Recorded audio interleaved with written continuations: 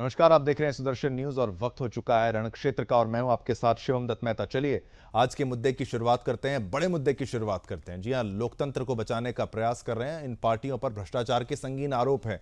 आज दिल्ली के रामलीला मैदान में इंडी गठबंधन की महारैली हुई। आपको बता दें कि रामलीला मैदान दिल्ली का वही मैदान है जहां से कभी अरविंद केजरीवाल ने अपनी राजनीति की शुरुआत की थी, या कहिए विरोध की शुरुआत की थी। जो उन्होंने विरोध कर रहे थे राजनेताओं का, चाहे पार्टियों का, वो सारा विरोध इनका रामलीला मैदान से ही आरंभ हुआ था। आज फिर उसी रामलीला मैदान में नेताओं का जमावड़ा लगा। ये वही रामलीला मैदान है जब अरविंद केजरीवाल ने अन्ना आंदोलन के सारथी वो बने थे।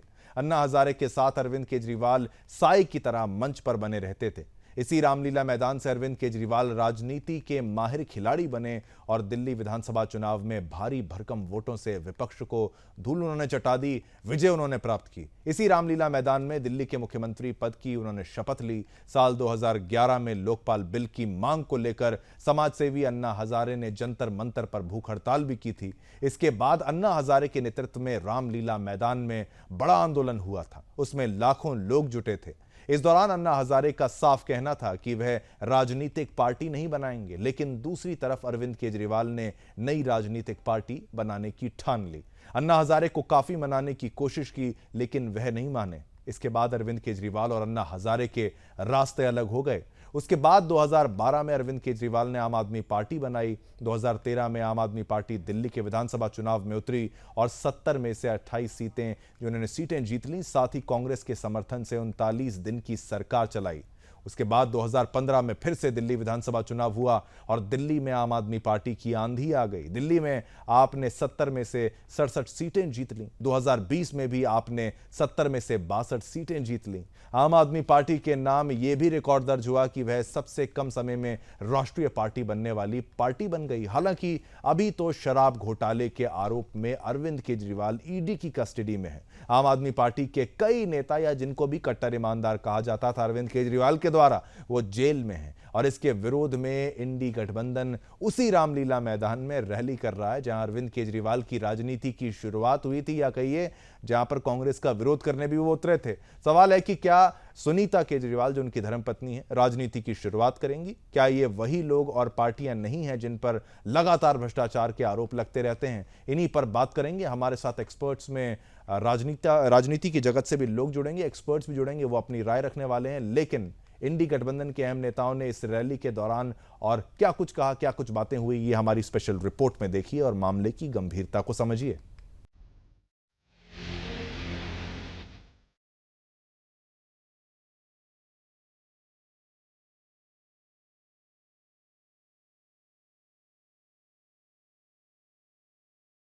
दिल्ली के ऐतिहासिक रामलीला मैदान का आम आदमी पार्टी और उसके आलाकमान से खास कनेक्शन है। अरविंद केजरीवाल की गिरफ्तारी के बाद इंडी गठबंधन ने आज यहीं पर मेगा रैली का आयोजन किया। इस महारैली में राहुल गांधी समेत विपक्षी दल इंडी गुट के प्रमुख नेता पहुंचे। वहीं साल 2010 में संघर्ष करने के लिए सड़कों पर उतरे केजरीवाल चंद महीनों में मुख्यमंत्री बन गए। इसी रामलीला मैदान में हुए एक चमत्कार से दिल्ली का एक आदमी कब और कैसे खास बन गया, आइए जानते हैं। आज इंडी गठबंधन की रैली उसी रामलीला मैदान में हो रही है जहां कभी करप्शन के खिलाफ आंदोलन हुआ था और अन्ना हजारे के उस दौर के सबसे खास सहयोगी रहे केजरीवाल नेता बनकर उभरे थे। दिल्ली के सबसे युवा मुख्यमंत्री अरविंद केजरीवाल आज घोटालों के आरोप में हिरासत में हैं। 28 दिसंबर 2023 को केजरीवाल ने जब पहली बार मुख्यमंत्री पद की शपथ ली थी, तब वो दिल्ली के सबसे युवा सीएम थे। हालांकि महज 49 दिन सत्ता में रहने के बाद उन्होंने पद से इस्तीफा दे दिया। फिर वह 14 फरवरी 2015 को दूसरी बार दिल्ली के मुख्यमंत्री बने। तीसरी बार वह 16 फरवरी 2020 को मुख्यमंत्री बने। रामलीला मैदान से शपथ लेकर केजरीवाल ने भारत की राजनीति को बदलने का दावा किया था। इसी मैदान में अब गठबंधन की रैली का क्या नतीजा निकलता है, ये तो आने वाला वक्त बताएगा। लेकिन पिछले एक दशक से अधिक समय से तो यह मैदान अरविंद केजरीवाल के लिए लकी साबित हुआ है। Bureau report, Sudarshan news.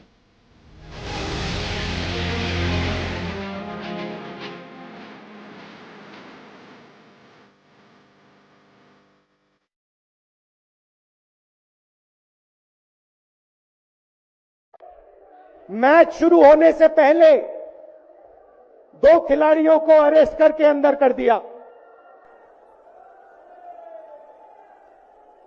तो भाइयों और बहनों, ये जो चुनाव हो रहा है, नरेंद्र मोदी जी इस चुनाव में मैच फिक्सिंग करने की कोशिश कर रहे हैं। ये जो उनका 400 सीट का नारा है, ये बिना ईवीएम के, बिना मैच फिक्सिंग के, बिना सोशल मीडिया और प्रेस पर दबाव डालकर खरीदकर ये 180 पार नहीं होने जा रहा है। किसान तबाह है, युवा परेशान है, लेकिन किसानों से मोदी जी को मिलने का समय नहीं है। मोदी जी मिलते तो प्रियंका चोपड़ा से मिलेंगे, किसानों से नहीं मिलेंगे। अक्षय कुमार को इंटरव्यू देते थे पिछले चुनाव में, इस बार बिल गेट्स को बुला करके इंटरव्यू देने का काम कर रहे हैं। लेकिन किसानों की समस्या कैसे हल होगी ये नहीं बता रहे। किसानों से उन्होंने पिछले चुनाव में वादा किया था कि उनका आय दुगुना करेंगे।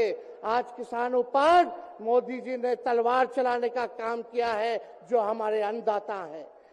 भारत में बाबा साहेब जी के संविधान के प्राप्त जितनी भी गारंटियां हैं, उन सभी को एनडीए सरकार के द्वारा उसे नष्ट किया जा रहा है। इनकी गारंटियों की गारंटी कौन लेगा? जिन्होंने एक एक करके हमारे संवैधानिक संस्थाओं के संवैधानिक मूल्यों को तहस नहस किया है। जिस ढंग से आज बेरोजगारी चरम सीमा पर है, जिस ढंग से आज महंगाई 7वें आसमान पर है, जिस ढंग से पूरे देश में नफरत की आग फैलाई जा रही है, जिस ढंग से हर एक जाति, हर एक वर्ग के अधिकारों की रक्षा के लिए भी यहां कोई नहीं खड़ा हुआ है। क्या कोई भी इस देश में बड़ा नेता हो जाए, वो सबसे बड़ा नहीं होता है? क्या केजरीवाल जी को इस्तीफा देना चाहिए? क्या उन्हें इस्तीफा देना चाहिए? केजरीवाल जी को इन्होंने गिरफ्तार कर लिया। आपके केजरीवाल शेर है, शेर। ये ज्यादा दिन तक उनको जेल में नहीं रख पाएंगे। करोड़ों लोगों के दिल में बसे हैं केजरीवाल। जिस बहादुरी और साहस से वो देश के लिए लड़ रहे हैं, कई बार मुझे लगता है कि आजादी की लड़ाई में वो एक फ्रीडम फाइटर थे, जो देश के लिए लड़ते लड़ते शहीद हो गए। इस जंग में भी केजरीवाल जी को शायद भारत मां के संघर्ष के लिए भेजा है। चलिए, तो आपने आपको वो तमाम बयान जो थे विपक्ष के वो सुना दिए, जिसमें वो कह रहे हैं कि भाई अरविंद केजरीवाल जो जेल में हैं वो भारत माता की चिंता कर रहे हैं, और उनकी धर्मपत्नी की तरफ से जिस तरीके से कहा जा रहा है कि वो शायद पहले एक फ्रीडम फाइटर थे और उन्होंने मतलब वो समय भी देखा है, उसके बाद अब वो, मुझे ऐसा यकीन होता है उनके हिसाब से तमाम तर्क दिए गए हैं। अब इसका क्या मतलब है, क्या अर्थ है, और क्या रामलीला मैदान वाकई जिस तरीके से हमारी रिपोर्ट में देखने को मिला है वो लकी साबित हुआ था बार बार अरविंद केजरीवाल के लिए, अब क्या इस बार भी होगा, या फिर विपक्ष क्या करेगा तो क्या करेगा, और दलीलें कौन सी दी जाएंगी, और भ्रष्टाचार के आरोप तो लगे ही हैं, इसका बचाव आप कैसे कर सकते हैं? मैं चाहूंगा हमारे तमाम पैनलिस्ट कुछ ही पलों में आपकी टीवी स्क्रीन पर वो भी आए। मैं स्वागत करना चाहूंगा सभी का। हमारे साथ चंद्रमोहन जी हैं, नेता हैं कांग्रेस के, आपने समय निकाला, आपका धन्यवाद, आप आए। पवन गोयल जी हमारे साथ हैं, जी हाँ, प्रवक्ता हैं कांग्रेस के, वो हमारे साथ हैं, आपका धन्यवाद, आप यहाँ पर आए। और इसी के साथ साथ हमारे साथ रुद्र प्रताप सिंह जी भी हैं, आपका धन्यवाद, राजनीतिक विशेषज्ञ हैं, वो हमारे साथ हैं। और हरगोविंद अरोड़ा जी, राजनीतिक विशेषज्ञ, वो भी हमारे साथ इस वक्त मौजूद हैं। एक मंच था जहां पर आम आदमी पार्टी का तो मुद्दा बनता ही है, लेकिन इंडी गठबंधन ने इस पूरे मौके को मतलब पूरी तरीके से बुलाने का प्रयास किया, और ये संगीन आरोप यहां पर लगाए हैं भाजपा पर, भारतीय जनता पार्टी पर, और कभी ईडी पर सवाल उठाना, कभी सीबीआई पर सवाल उठाना। पवन गोयल जी, आपसे शुरुआत करते हैं, अगर आप हमें सुन पा रहे हो, क्योंकि इस मंच का प्रयोग और वहाँ पर तमाम जो ये आरोप लगे हैं, वहाँ पर सुनीता केजरीवाल जी भी नजर आई हैं और वहाँ हेमंत सोरेन की पत्नी वो भी नजर आई हैं, और सभी पार्टियां एकजुट होती हुई नजर यहाँ पे आ रही हैं भाजपा के खिलाफ। तो ये क्या मोदी मैजिक हुआ है कि भाई वापस से सभी को एकजुट कर दिया है, एक ही मंच पर ला दिया है कि भाई आप विरोध करिए। आप मोदी का विरोध करते करते आप ये बोलिए कि भाई आप ईडी का गलत प्रयोग कर रहे हैं, इसी का गलत प्रयोग कर रहे हैं, और यहाँ पर मैच फिक्सिंग तक राहुल गांधी की तरफ से बोल दिया जाता है। आपकी क्या प्रतिक्रिया रहेगी, भाजपा की क्या प्रतिक्रिया रहेगी? क्योंकि आपने सबसे पहले देखा होगा राहुल गांधी, सोनिया गांधी जी, आपने उनकी बात से शुरुआत, जमानत में कौन डाला था? जमानत में जिसने देश का पैसा खाया तो क्रिमिनल, उदाहरण के तौर पर नेशनल हेराल्ड में वो आ रहे हैं, जमानत पर है। अब बात करते हैं लालू यादव जी के बेटे तेजस्वी यादव। लालू यादव जी तो बिहार का नहीं, पूरे भारत का चारा खा रहे थे। ये राहुल गांधी जी ने और कांग्रेस के प्रवक्ताओं ने चैनल में चिल्ला फिर हम बात करते हैं सुनीता केजरीवाल। वो कहते हैं कि आजादी की लड़ाई में लड़े थे। अरे भैया, आजादी की लड़ाई में लड़े थे आप तो उसी कांग्रेस को कहते थे। मेरे पे 270 पन्नों की फाइल है। राहुल गांधी जी, सोनिया गांधी जी मुझे एक दिन के लिए ईडी की फुल फॉर्म बताते थे, इन्फोर्समेंट डायरेक्टरेट, मुझे दे दो, मैं इनसे काला धन सारा निकाल दूंगा। लालू प्रसाद यादव जी के लिए बोलते थे बिहार का भी भारत का सारा खा गए, उन्हीं को स्टेट पे बुलाइए। वो एनसीपी के लिए बोलते थे ये परिवारवादी पार्टी, वही अखिलेश यादव जी के लिए कि उन्होंने उत्तर प्रदेश का बेड़ा गर्क कर दिया, अर्थव्यवस्था में संभाल नहीं पाए। आज उन्हीं के साथ मंचों पे भ्रष्टाचारियों पे जो खुद आरोप लगाते थे, तो इसका मतलब ये मान लें क्या शिवम जी कि केजरीवाल जी 10 साल पहले कहते थे ये चोर है, तो जनता उन्हें चोर बोलने लग जाए। आज ये कह रहे हैं ये कट्टर ईमानदार है, जिनके ऊपर वो 370 पन्नों की फाइल दिखाकर, खाली पन्नों को दिखाकर आरोप लगाते थे। उनको कट्टर, इनके हिसाब से कट्टर ईमानदार था और इन्हीं के हिसाब से कट्टर बेईमान का है, और जिन पार्टी वाले उन्हीं के साथ कैदी नहीं, ये तो साझा मंच है। और दूसरी बात, सबसे बड़ी बात, जिस लोकतंत्र की हत्या की बात कर रहे हैं ना, जब दिल्ली और पंजाब के अंदर जीते थे तब लोकतंत्र की हत्या नहीं थी। अभी कर्नाटक और हिमाचल जीते थे तब लोकतंत्र की हत्या नहीं थी। तेलंगाना, तमिलनाडु, आंध्र प्रदेश में जीते थे, लोकतंत्र की हत्या नहीं थी। झारखंड में जीते थे। वहीं मैं हेमंत सोरेन की बात करता हूँ, अगर वो इकट्ठा ईमानदार थे, आज उनकी मैडम डॉक्टर भीमराव अम्बेडकर संविधान के नाम की बात करी है, उसी संविधान के हिसाब से 36 में से 12 राज्य है, लोकतंत्र की हत्या नहीं है। 24 राज्य अभी और विपक्षी नेताओं के या हमारे सहयोगी दलों के मुख्यमंत्री है।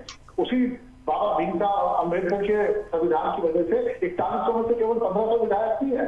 4100 होते अगर लोकतंत्र की हत्या होती। मैं ये कहना चाह रहा हूँ, जब जब इनको राज्य मिले, ये चारों वही लोग हैं जिनको अपने अपने राज्य में मुख्यमंत्री पद की सफलताएं मिली, मुख्यमंत्री पद पर रहे।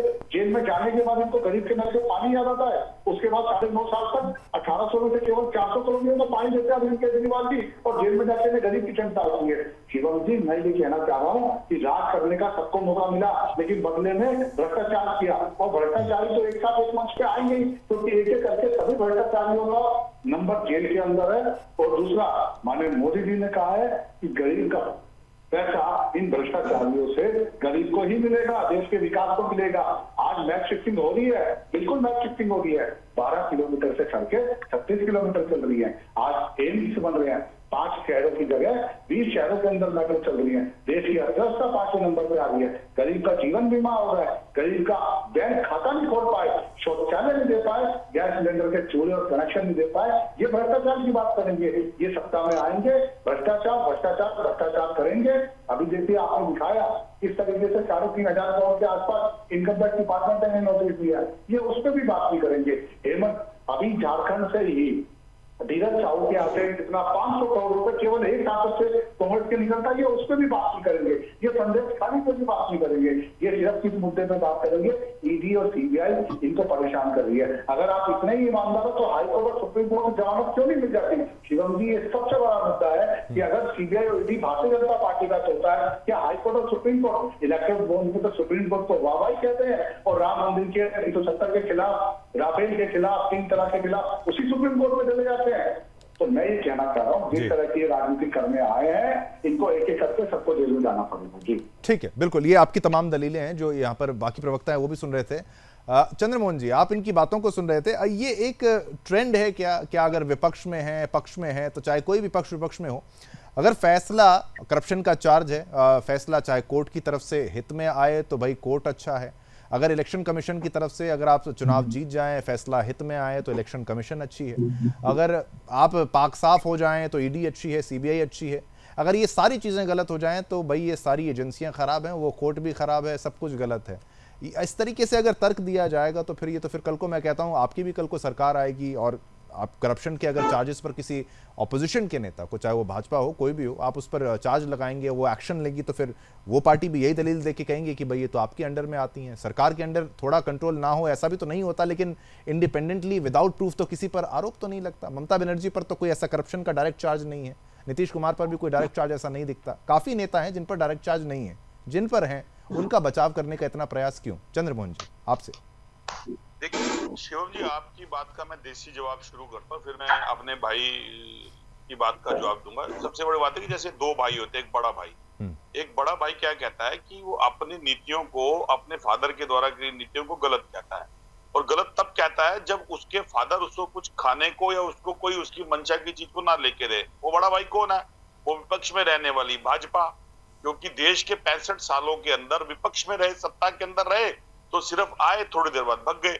तो इस तरह से ईडी के ऊपर, ईडी के साथ जितने तंत्र के ऊपर और ईवीएम के ऊपर सारे प्रश्न तो उन्होंने खड़े करे उनके नेताओं ने।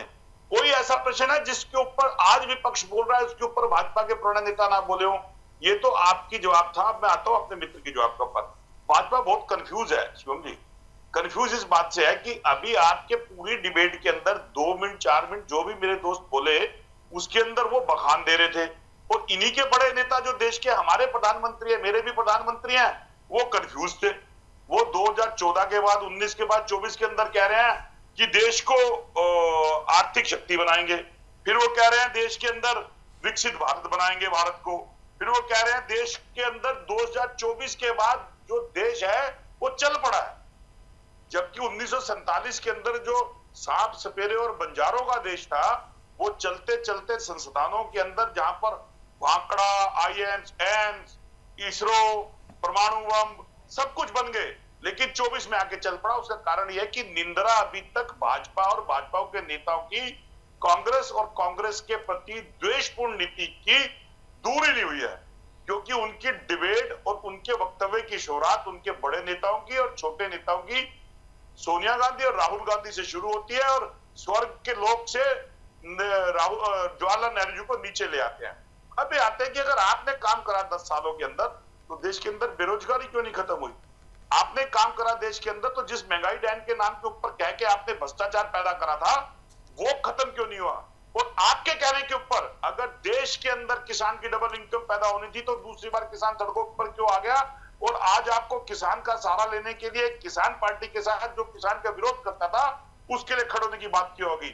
क्यों बार बार देश के प्रधानमंत्री, जो ये कहा जाता है, लोग कहते हैं, हम नहीं कहते हैं, कि देश के प्रधानमंत्री प्रसिद्ध है, उनके एक वक्तव्य से भूचाल आ जाता है, तो उनको अपने वक्तव्य पे कहते हुए विपक्ष से डर क्यों? किस बात का डर राहुल गांधी से? राहुल गांधी के उठाए हुए प्रश्नों का जवाब देने की बजाय वो कहां से पता नहीं कोई आरटीआई ढूंढ लाते हैं, कभी कभार पता नहीं कौन सा फलसफा ढूंढ लाते हैं। अरे मजबूत प्रधानमंत्री हैं आप, देश के मजबूत नेता हैं, आपको तो अपनी कार्यों को गिनवाना चाहिए कि मैंने देश के ऊपर क्यों छुप जाते हैं आप इन चीजों के ऊपर। कारण यह कि अगर 10 साल के अंदर भाजपा ने काम करा होता और काम का बखान 10 साल में होता तो आज देश के अंदर नोटबंदी से आए हुए नुकसान को देश की बातों के द्वारा उठाए गए भाजपा नेता बताते। जीएसटी के साथ हुए जिस स्मॉल स्केल इंडस्ट्री का नुकसान हुआ है उसको आके बताते कि हाँ हमने ये चेंज करा। ठीक उसी तरह से देश के अंदर परिवारवाद, भ्रष्टाचार के ऊपर, भ्रष्टाचार पार्टी के नेताओं को जो भ्रष्टाचार कहा उनको अपने साथ जोड़ देना और वॉशिंग मशीन में डालकर पाक पवित्र सुचित्रा कर देना, उस पे बताते हैं। ये देश की जनता पूछती है। एक लास्ट 30 सेकंड, आज 2 रैली हुई है देश के अंदर। एक रैली वो है जिसके अंदर देश के सभी नेता क्षेत्र पार्टी के और सूर्य इंडिया गठबंधन के अंदर आए और उन्होंने रामलीला मैदान के अंदर आके देश के मुद्दों की बात करी, उन मुद्दों की जिस बात के लिए भाजपा करती थी। और एक रैली मेरठ में हुई जहां पर भाजपा कमजोर दिखी और डर किसका लगा? उनको, विपक्ष का। अब आप जवाब दीजिए पवन जी। ठीक है आपकी तमाम बातें। और ये दोबारा से वो मुद्दा जो उठाया जाता है कि भाई जो करप्शन के चार्जेस हैं, क्या वॉशिंग पाउडर है, वॉशिंग मशीन है, उस पार्टी में चली जाती है तो पाक साफ हो जाते हैं। पवन जी आप पर आएंगे, बाकियों पर पैनलिस्ट पर भी आएंगे, लेकिन मेरा वही कहने का मतलब है कि जब तक अपनी पार्टी में व्यक्ति है, तब भी उसका करप्शन देखने का एक सोच विचार करना चाहिए, क्योंकि वो जब चला जाए उसके बाद ही वो करप्ट है कि नहीं, ये एक अलग तर्क है। ठीक है पवन गोयल जी, आप पर फिर आते हैं, फिर बाकी जो गेस्ट रुद्र प्रताप जी, हरगोविंद जी, पहले क्योंकि पार्टीज के एलिगेशंस हैं वो क्लियर कर लेते हैं। पवन गोयल जी पहले आप पर, फिर हरगोविंद जी और आप पर, दोनों पर, रुद्र प्रताप जी पर। हाँ मैं कहता हूँ चंद्रमोहन जी बिल्कुल ठीक है, क्योंकि कांग्रेस भी ऐसी खबरों से कभी बाहर नहीं आई तो उनको विकास से काम दिखेगा ही नहीं। इनको 12 किलोमीटर जो सड़कें बनाती थी कांग्रेस, आज 36 किलोमीटर बन गया 3 गुना। जो कांग्रेस ने सिर्फ 14 करोड़ गैस के सिलेंडर दिए थे, आज 35 करोड़ सिलेंडर है, और जिसके अंदर से पीएम उज्ज्वला योजना के हिसाब से 10 करोड़ सिलेंडर शिवम जी वो है जो पीएम उज्ज्वला योजना में जिनको 500 रुपए का सिलेंडर, गैस का सिलेंडर, चूल्हा बिल्कुल फ्री दिया गया। आप ये देख लीजिए 14 करोड़ ज्यादा है या 35 करोड़ ज्यादा है। तीसरी बात, भारत की अर्थव्यवस्था तो 5वें नंबर पे आई है, वो भाजपा ने देश जा रही है, वो इंटरनेशनल बाजार से कई देशों ने एमओयू साइन किया। आज हमारे देश के अंदर इलेक्ट्रॉनिक्स आइटम की हालत ये है कि आज हम इंपोर्ट करने की जगह एक्सपोर्ट की सुविधा में 57% भारत में बढ़ा, और 13, 14, 15, 25% भारत में बढ़ा। सभी 75,000 रुपए का लोन हुआ एप्पल, क्योंकि भारत के अंदर मैन्युफैक्चरिंग है। एक और बात, 12 करोड़ का शौचालय बनेगा तो उसमें मजदूर से लेकर कंपनी सबको सपोर्ट होते रहा मिले। एक और बात, 12 करोड़ जब जल से नल दिए गए, उसके अंदर कंपनी को टेंडर दिए गए, मजदूरों को काम मिला। तो तीसरी सबसे बड़ी बात, जब मेट्रो जब हमारे शहरों के अंदर 5 की जगह 20 शहरों में बढ़ी, उसका आप अगर डिस्टेंस एरिया निकालेंगे तो उसके अंदर आप देखेंगे करोड़ों रुपए का व्यापार रोजगार तक साबित हुए। आप रेलवे के ऊपर आ जाइए, 813 रेलवे होगी, 105 वंदे भारत जो 7 बुलेट ट्रेन है, 41 अभी फंक्शनल है। आप एयरपोर्ट पे आ गए, 74 एयरपोर्ट थे, आज 147 एयरपोर्ट है, जहाँ 6 करोड़ यात्री ट्रैवल करता था, आज 13 करोड़ यात्री, ऑलमोस्ट डबल। जहाँ 3.5 करोड़ इनकम टैक्स पेयर थे, आज 10 करोड़ टैक्स पेयर है। कई करोड़ लोग तो हमारे देश में अमीरों की लिस्ट में आए हैं, जिसके अंदर अगर एक कंपनी अमीर बनती है तो उसके अंदर रोजगार के अवसर बनते हैं, तभी वो कंपनी स्टेबलाइज होती है। जो उनको काम बिल्कुल भी नहीं दिखेगा, इनको सिर्फ भ्रष्टाचार भ्रष्टाचार भ्रष्टाचार दिखेगा। इसलिए वो सारी पार्टियां जो कल तक एक दूसरे को भ्रष्टाचारी कहती थी, आज एक प्लेटफॉर्म पे खड़े होकर एक दूसरे को ईमानदारी का सर्टिफिकेट बांट रही है। ठीक है, बिल्कुल बिल्कुल। ये आपने अपनी पूरे पॉइंट्स को यहाँ पर रखा अपने पुरजोर तरीके से। चलिए बाकी पैनलिस्ट पर भी जाते हैं, हमारे साथ हरगोविंद जी भी हैं, चंद्रमोहन जी, आप दोनों को मौका दिया, बाकियों के साथ इंसाफ नहीं होगा, इस तरीके से अगर हम करेंगे। हरगोविंद जी बिल्कुल, हाँ आप पर मैं आता हूँ। कई बातें हैं यहाँ पर, चाहिए आप यहाँ पर आप देखिए, चाहे यहाँ पर केजरीवाल जी की जो पत्नी है उनकी तरफ से जो बातें की गई कि भाई वो जेल में है तो कह रहे हैं काफ़ी समय मिल जाता है, भारत माता के बारे में सोचते हैं, हालांकि इंडिया गठबंधन भारत, ये भी एक विवाद है कि भाई 2 पार्टियों के बीच में, 2 गठबंधनों के बीच में, ये तमाम बातें। और उन्होंने 75 साल भी अगर हो गए हैं, ये सारा इतिहास की बात की, लोगों को इंसाफ ना मिले तो भारत माता को गुस्सा आ जाता है, बुरा लग जाता है, बिजली सड़क नहीं होती तो बुरा लग जाता है। लेकिन 75 साल में तो कांग्रेस का भी शासन रहा, और सड़क बिजली पानी तो ये इनका एडवांटेज माना जाता है बीजेपी का, कि नितिन गडकरी एक ऐसे नेता हैं कि भाई सड़कें बिछा रहे हैं, बिजली गांव-गांव तक पहुंचा रहे हैं, ये चीज़ तो इनकी मतलब स्ट्रॉन्ग पॉइंट्स में आती हैं। तो ये क्या बातें उनको बताई जा रही थी, ये स्क्रिप्टेड था कि भाई आप ऐसा बोलिए, या फिर उनकी एक पीड़ा थी कि वो ये बातें कर रही थी कि भाई वो पहले, मुझे लगता है शायद पुनर्जन्म की बात उन्होंने कर दी कि भाई वो शायद स्वतंत्रता सेनानी होंगे, फ्रीडम फाइटर होंगे, ये सब बातें, जबकि करप्शन के चार्जेस हैं। क्या आपकी राय क्या हरगोविंद जी? वंदे मातरम। वंदे मातरम, वंदे मातरम। देखिए जी, सबसे पहले तो हम दिल्ली पर इसके मूल मुद्दे पर आए कि दिल्ली के चुने हुए एक जनप्रतिनिधि, दिल्ली के चुने हुए मुख्यमंत्री पर हम आए कि वो ईमानदार हैं या नहीं हैं, ये सिद्ध हो जाएगा। हम यदि पूर्व में जाएं, स्वर्गीय खुराना जी दिल्ली के मुख्यमंत्री बने, हवाला की डायरी में केवल एक नाम आया था, अभी सिद्ध नहीं हुआ था, कोई एजेंसियों ने अभी जांच नहीं बिठाई थी, और उस टाइम एजेंसियां केंद्र में भाजपा के विरोधी दल की थी, जिनको की कांग्रेस ऑपरेट कर रही थी। खुराना जी ने तुरंत इस्तीफा दिया कि जब मैं पाक साफ इसमें से निकल आऊंगा तभी मैं मुख्यमंत्री का पद ग्रहण करूंगा। श्रद्धेय आडवाणी जी ने भी अपना लोकसभा से इस्तीफा दिया कि जब मैं यहां से पाक साहब बाहर आऊंगा तभी मैं संसद में जाऊंगा। तो ये नैतिकता के मापदंड स्थापित किए गए, जिनको देखकर कांग्रेस के विरोध की राजनीति करने वाले लोगों ने और समाज में परिवर्तन ऐसी सोच रखने वाले लोगों ने जब रामलीला मैदान में अन्ना हजारे जी के नेतृत्व में एक आंदोलन किया भ्रष्टाचार के खिलाफ, तो उसमें भी एक मूल एक ये बिंदु रखा गया था कि जनप्रतिनिधि को नैतिकता के आधार पे त्यागपत्र दे देना चाहिए यदि उस पर कहीं भी उंगली उठाई जाती है। तो आज क्यों ऐसे उसमें इनको इतनी पीड़ा हो रही है? और एक महत्वपूर्ण बात मैं आपको कहूं जो दिल्ली के लिए है, शराब स्वास्थ्य के लिए हानिकारक है व्यक्ति के, लेकिन शराब आज एक संगठन के स्वास्थ्य के लिए हानिकारक हो गई, ये आज सिद्ध हो गया। और जिन नैतिकता की, और आज मैंने बड़ी एक विचित्र सी बात और देखी कि सोनिया जी और सुनीता जी मंच पर एक साथ थी। क्या ये वही सुनीता जी तो हैं जिन्होंने अभी चंद वर्ष पूर्व दिल्ली में कांग्रेस की सत्ता उखाड़ने के लिए इन्हीं सोनिया जी को क्या कुछ नहीं कहा? तो मैं आज वो समझ नहीं पा रहा कि कांग्रेस वो ऐसी क्या संजीवनी बूटी है कि जिसके बिना किसी की सत्ता में भागीदारी चल ही नहीं सकती। और इससे भाजपा भी अछूती नहीं है। कांग्रेस मुक्त भारत की बात करने वाले कांग्रेसी युक्त भाजपा ही तो है, वही नवीन जिंदाल, ज्योतिरादित्य सिंधिया, वो सब। ऐसा क्यों? एक जनमानस में इसका संदेश क्या जाएगा जी कि भ्रष्टाचार के खिलाफ होती लड़ाई वो भी पारदर्शिता से और ईमानदारी से दिखनी चाहिए। ठीक दोनों पक्षों पर बात लागू होती है और जिन पर इल्जाम है उनको भी सादगी से त्याग पत्र देकर, और आपको दिल्ली की विधानसभा के चुनाव में ज्यादा समय रह ही नहीं गया। बिल्कुल, अगर सही मायने में आप देखो, आचार संहिता का समय यदि हम निकाल दें तो दिल्ली के मुख्यमंत्री के पास काम करने के तो 5 से 6 महीने तो बचे। ठीक, क्यों नहीं वो इस्तीफा दे देते? हाँ, आप हरगोविंद जी, आपकी बात का अगर मैं एक सार ये भी निकालूं तो इस्तीफा दे देना चाहिए था, ये ज्यादा बेहतर रहता है। इस्तीफा दे देते, और क्योंकि जब भी करप्शन के चार्जेस होते हैं, सीएम कभी अगर जेल जाते हैं, इस तरह की कार्रवाई होती है तो हर जगह इस्तीफा दिया जाता है। यहां पर अड़े हुए हैं, नहीं देंगे, दे देना चाहिए ना।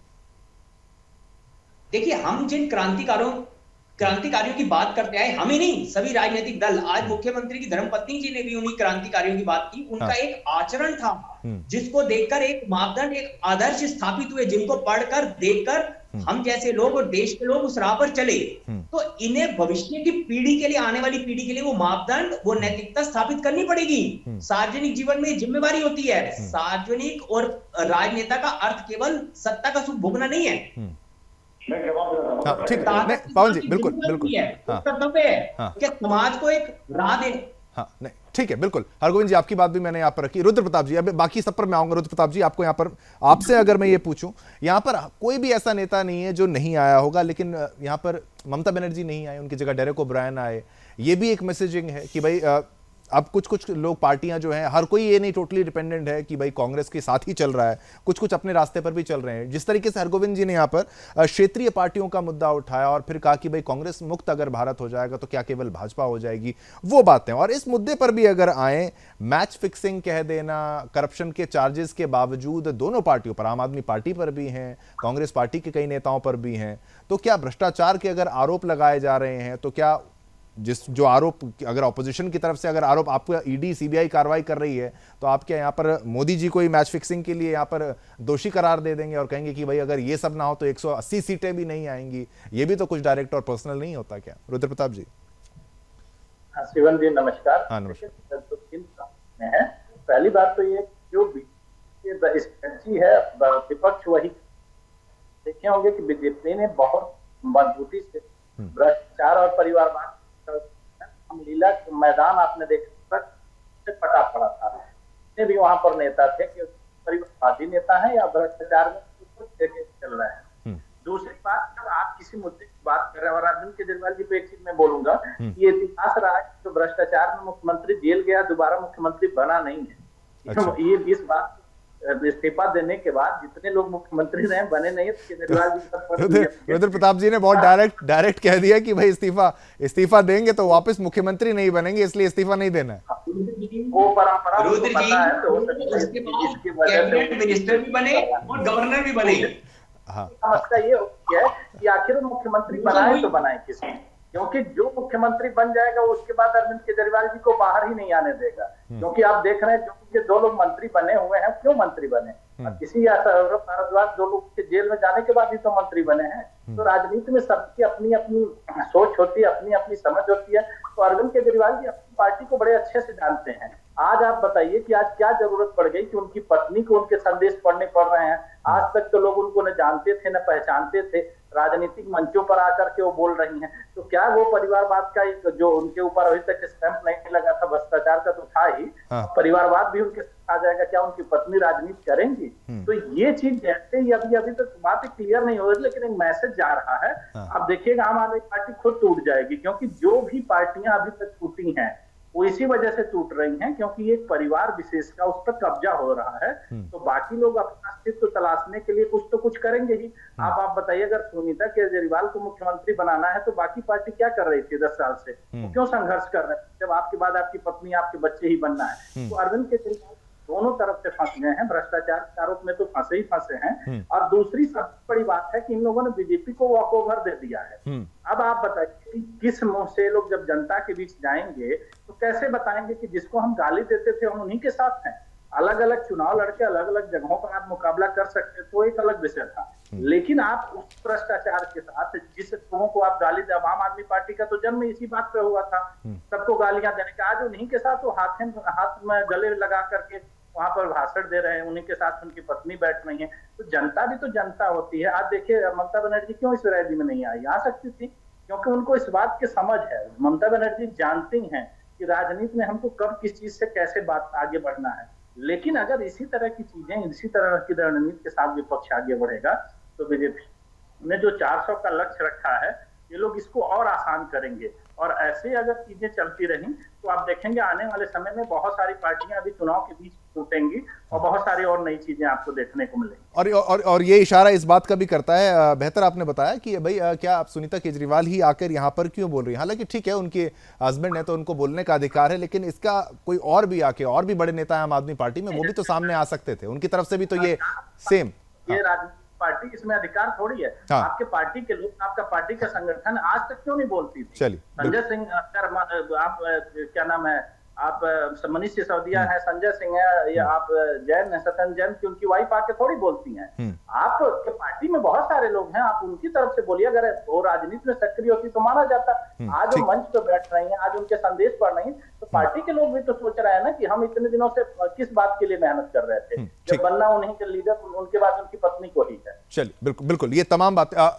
पवन गोयल जी, आप भी क्या देख रहे हैं कि आम आदमी पार्टी भी पहली बात तो क्या जिस तरीके से कह रहे हैं कि परिवारवाद की राजनीति की ओर ही अग्रसर हो रहा है, दूसरी जो बातें हैं कि भाई हाँ पवन गोयल जी आप पर ही आऊंगा, और दूसरा ये कि भाई क्या छोटी छोटी पार्टियां इस तरीके से खत्म हो जाएंगी? करप्शन के चार्जेस तो हैं, ये इसको नकारा नहीं जा सकता, वो मामला कोर्ट में है।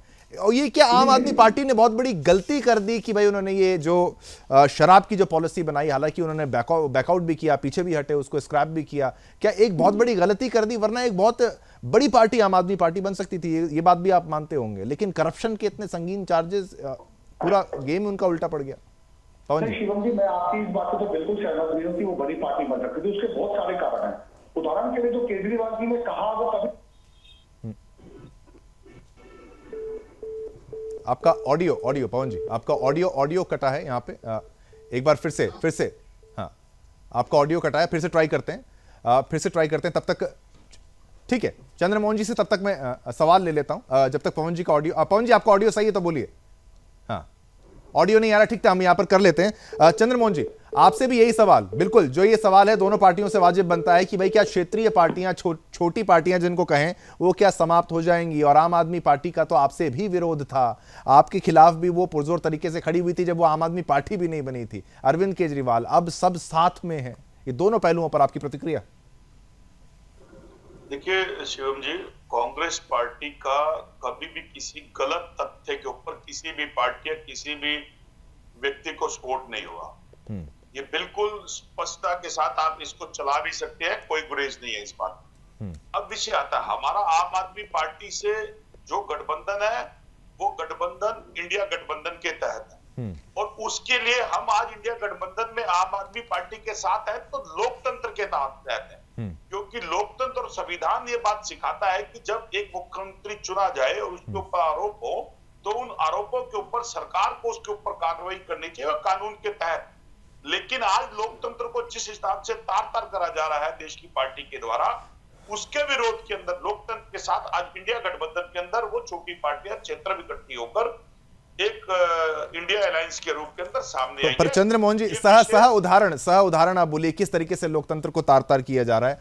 चुनाव की प्रक्रिया में इलेक्शन कमीशन और ये जो आप ईडी सीबीआई का आरोप लगा रहे हैं, तो फिर वापस वही हो गया कि भाई केवल ईडी सीबीआई ही है, इलेक्शन हो रहे हैं, आप चुनाव जीत भी पा रहे हैं, ऐसा नहीं आपकी पार्टी को जनमत हासिल नहीं है, कई क्षेत्रों में आपको, कई जगहों पर स्टेट में आप इलेक्शन जीत रहे हैं, आम आदमी पार्टी भी जीत रही है। जी हाँ, कंटिन्यू करिए। मैं आपके सामने एक पिक्चर दिखा रहा हूं, जो पिक्चर अपने आप के अंदर बयां करती है, युद्ध की तस्वीरें बोलती हैं। हाँ। या आज एक लोकतंत्र की दुहाई के ऊपर एक पिक्चर आपके सामने आ रही है कि महामहिम राष्ट्रपति के सामने हमारे देश के प्रधानमंत्री बैठे हुए और महामहिम राष्ट्रपति खड़ी हुई है। क्या ये लोकतंत्र और लोकतंत्र को तार-तार नहीं करता? देखिए जब रेस नहीं, पहले मेरा वक्तव्य आप बोलिएगा पर मैं ये कह रहा हूँ, जिन लाल कृष्ण आडवाणी जी की तबीयत खराब है, ऐसे नहीं ऐसे मैंने अपनी बात समझाई नहीं है। हाँ, मेरी बात का वक्तव्य जाने दीजिए। देखिए, रेटोरिक हो जाएगा। देश के प्रधानमंत्री महामहिम खड़े हैं और उसके ऊपर देश के प्रधानमंत्री किस अहंकार के रूप में नीचे बैठे हैं। आडवाणी जी का बैठना ठीक है, लेकिन प्रोटोकॉल क्या कहता है? प्रोटोकॉल यही कहता है, लेकिन अहंकार जो देश की जनता सत्ता निरंतर दे रही है, उसका अहंकार इतना है और देश के अंदर आदिवासी गुरबा और एक महिला का अपमान वो भाजपा की प्रवृत्ति बन गया। अब ये एक तो दो अलग पहलू हो गए चंद्रमोहन जी। साक्षात्कार दिया, अब 2 मुख्यमंत्री को चुने होने के तहत ये एक ऐसा पॉइंट आपने नहीं कहा। हाँ, नहीं ठीक है, ठीक, गिरफ्तार कर लेना। क्या मुख्यमंत्री देश छोड़ के भाग रहे हैं? हाँ, नहीं ठीक। विषय भ्रष्टाचार का है, शराब नीति का, आबकारी नीति का, भ्रष्टाचार का विषय है। उस पर कानूनी कार्रवाई होगी, जो कानून निर्णय करेगा वो सम्मान्य। चंद्रमोहन जी और ये अजय माकन जी ने भी इसका विरोध किया था, और 100 करोड़ की बात तो अजय माकन जी के द्वारा कही गई है। ये बातें हैं, मैं कह रहा हूं कि आप साथ हैं, लेकिन महामहिम राष्ट्रपति जी का मुद्दा, लाल कृष्ण आडवाणी जी का मुद्दा, लाल कृष्ण आडवाणी जी बिल्कुल आपके मनमोहन सिंह जी के बराबर ही है, दोनों एक वरिष्ठ हैं, उनकी इज्जत करते हुए कुछ और मुद्दा उसको आप पूरा डिबेट हो जाएगा। ये ऐसा नहीं कि महामहिम राष्ट्रपति नहीं, आपने पॉइंट बोला। पवन गोयल जी को मैं इसका मौका दूंगा, पवन गोयल जी, क्योंकि आपने डायरेक्ट हिंट कर। चंद्रमोहन जी 10 सेकंड, ये बहुत संगीन चंद्रमोहन जी आपने आरोप लगाया। पवन गोयल जी की आवाज भी कटी थी, प्लीज एक बार पवन गोयल जी आप बोल दीजिए। मैं आम आदमी पार्टी के लिए ये स्टेटमेंट दे रहा था कि जो अरविंद केजरीवाल जी ने कहा वो बिल्कुल कब नहीं किया। जैसे पेपर 01 की गाड़ी हो, क्या वीआईपी सिक्योरिटीज की गाड़ी हो, क्या वीआईपी सिक्योरिटीज की बात हो, क्या शीश महल की बात हो, चाहे कांग्रेस को और भाजपा को एक जैसा बताना और कांग्रेस का ये कहना कि आम आदमी पार्टी भारतीय जनता पार्टी की भी टीम है, तो कुल मिलाकर इनकी जो बातें इन्होंने कही, इन्होंने कहा मैं 1000 मोहल्ला क्लिनिक बनाऊंगा, नहीं बनाए। इन्होंने कहा मैं 5 स्कूल बनाऊंगा, नहीं बनाए। इन्होंने कहा मैं फ्री वाईफाई दूंगा, नहीं दिया। इन्होंने कहा मैं जन लोकपाल बन दूंगा, मैंने नहीं दिया। इन्होंने कहा मैं 10,000 डीडीसी बचत लाऊंगा, नहीं दिया। इन्होंने कहा मैं 18 लाख नौकरियां दूंगा, नहीं दी। मैं ये कहना चाह रहा हूँ शिवम जी, आपके सुदर्शन न्यूज चैनल के माध्यम से, इन्होंने जितने भी वादे किए, किसी परिवारवाद के बाद, किसी भ्रष्टाचारवाद के बाद, किसी विकास के काम करने के लिए, क्या सड़क बनाने के लिए, शौचालय बनाने के लिए, स्कूल बनाने के लिए, कॉलेज बनाने के लिए, अस्पताल बनाने के लिए, माननीय मुख्यमंत्री अरविंद केजरीवाल जी जो भ्रष्टाचार के आरोपी हैं, उसका उन्होंने 10% भी नहीं किया। दूसरा, मैं अभी चंद्रमोहन जी की बात कर रहा हूं, बस क्लोजिंग कर लीजिए। हाँ, क्लोजिंग कर लीजिए। प्रधानमंत्री मोदी जी के ऊपर एक टिप्पणी कर रहे थे। मैं ये कह रहा हूँ, जिस तरीके से दलित महिला कह रहे हैं ना, भगवान का दर्जा दिया जाता है राष्ट्रपति जी को, और आज की डेट में राष्ट्रपति होना हमारे देश की आदिवासी महिला, यही अपने आप में बहुत बड़ा सम्मान है। और आप उस सम्मान को किसी और सम्मान से कंपेयर कर रहे हैं, तो आप अपमान कर रहे हैं, तो आप इस परिभाषा को बदलें। राष्ट्रपति ही अपने आप में सबसे बड़ा सम्मान है। एक राष्ट्रपति पद पे बैठी हुई महिला के लिए आप उसके अंदर इफोर्ट बट निकाल रहे हो। अगर आपको इस बट निकालने हैं तो शशि थरूर जी को देखो, चलिए, समय का अभाव, सभी को बराबर का मौका दिया। मैं धन्यवाद करना चाहूंगा। चंद्रमोहन जी थे, नेता कांग्रेस के, वो साथ थे।